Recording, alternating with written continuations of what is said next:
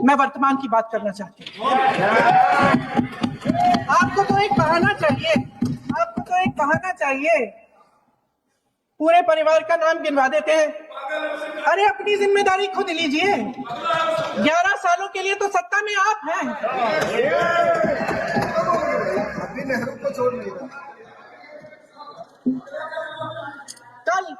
कल माननीय गौरव गोगोई जी ने अपने भाषण में पूछा गृह मंत्री जी से, क्या आपकी जिम्मेदारी नहीं थी? मैं देख रही थी। राजनाथ जी, रक्षा मंत्री जी यूं ही अपना सर हिला रहे थे, कुछ बोले नहीं। अंदर से ये महसूस हुआ होगा कि यहाँ कुछ जिम्मेदारी थी, लेकिन माननीय गृह मंत्री महोदय जी हंस रहे थे। वे हंस रहे थे।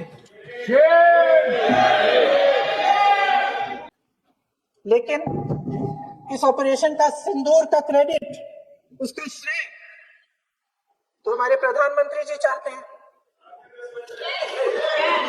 सही भी है, ठीक है, सही है, श्रेय ले। ओलंपिक्स में हमारा मेडल आता है, उसका भी श्रेय लेते हैं।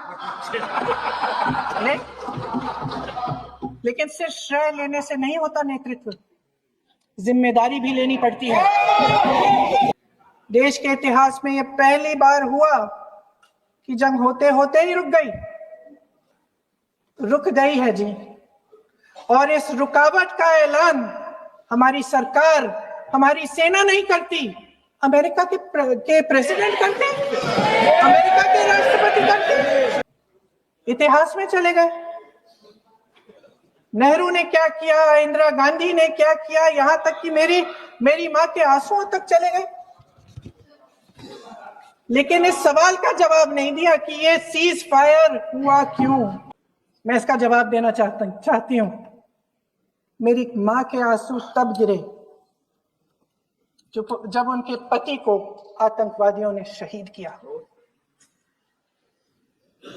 जब वे मात्र 44 साल की थी। और आज अगर मैं इस सदन में खड़ी हूं और उन 26 लोगों की बात कर रही हूं, मैं इसलिए कर रही हूं क्योंकि मैं उनका दर्द जानती हूं, महसूस करती हूं। इसका प्रमाण यही है कि ऑपरेशन सिंदूर के बाद एक पाकिस्तानी जनरल, जिसके हाथ खून से रंगे थे, अमेरिका के राष्ट्रपति के साथ बैठकर लंच खा रहे थे।